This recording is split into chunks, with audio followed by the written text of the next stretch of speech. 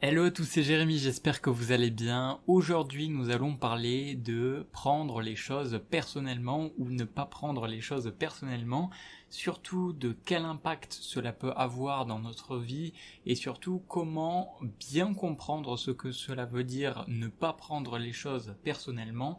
Et vraiment le fait de comprendre, on va analyser ce que cette petite phrase veut dire et comment elle va nous voir et comment elle va nous aider à voir les choses de façon différente et j'espère va vous aider.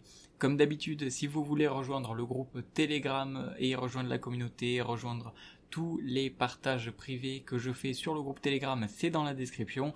Et pareil pour les emails privés que j'envoie, c'est gratuit, c'est dans la description.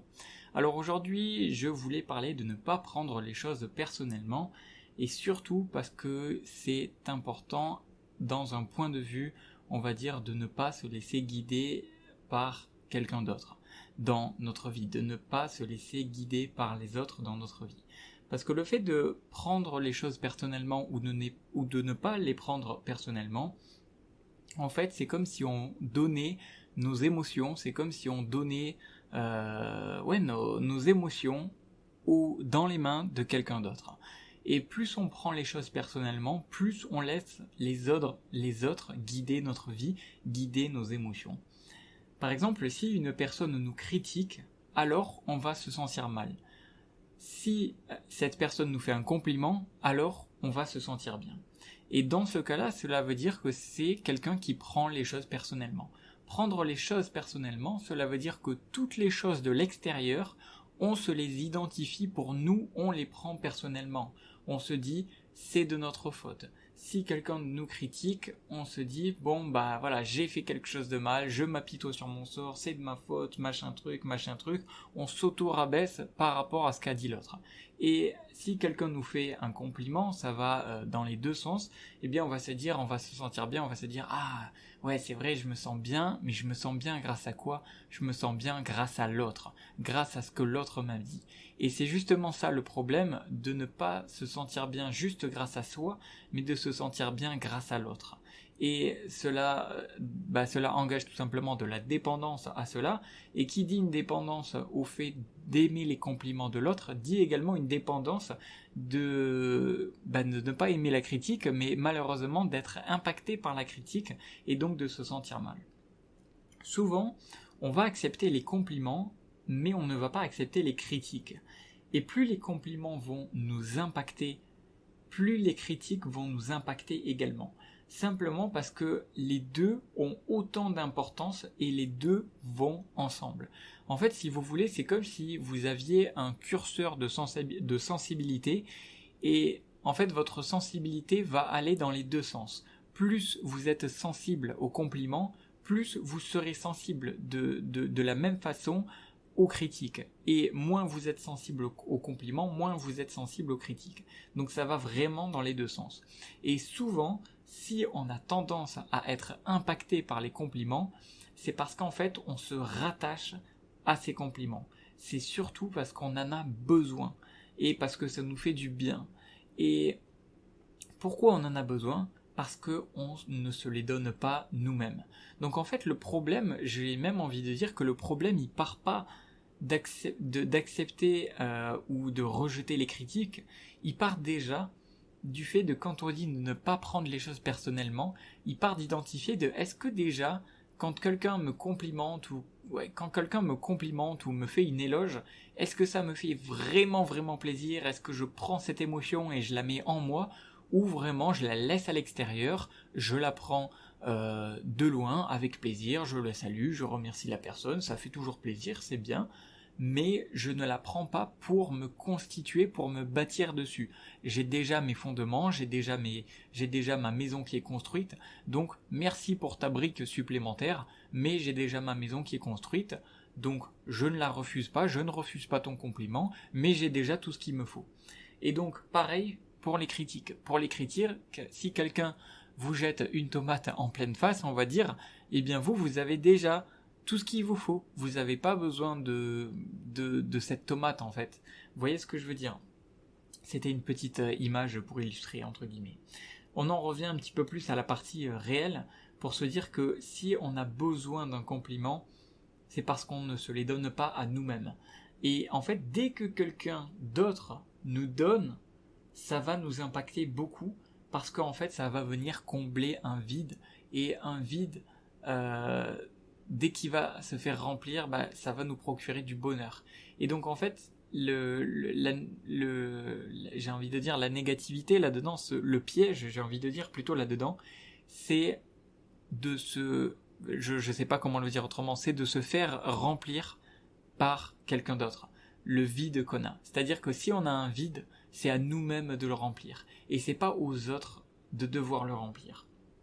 Et donc, ne pas prendre les choses personnellement, c'est accepter de ne pas prendre et de ne pas se faire atteindre par les critiques, mais aussi par les compliments.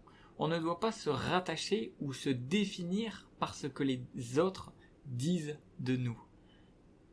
Et donc, on ne peut pas contrôler l'autre, alors autant se contrôler soi-même. Je vous avoue que cette phrase, je l'ai notée et j'en suis plutôt content, j'en suis plutôt fier.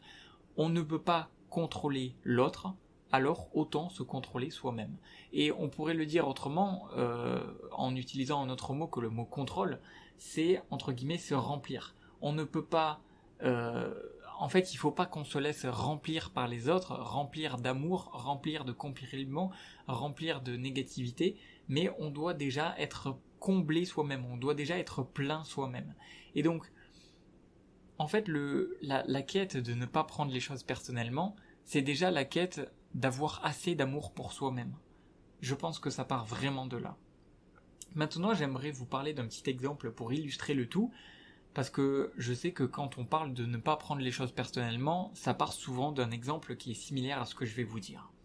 Imaginez si une personne a passé une mauvaise journée et que cette personne est en colère et cette personne rejette cette colère sur vous. Vous, ce que vous voyez, vous ne savez pas et vous ne voyez pas que cette personne a passé une mauvaise journée et que cette personne est en colère. Tout ce que vous voyez, c'est la finalité qui vous rattache. C'est-à-dire, vous voyez que cette personne est en colère sur vous. Mais vous ne savez pas que cette personne a passé une mauvaise journée. Vous ne savez pas que cette personne a été en colère contre vous à cause de quelque chose.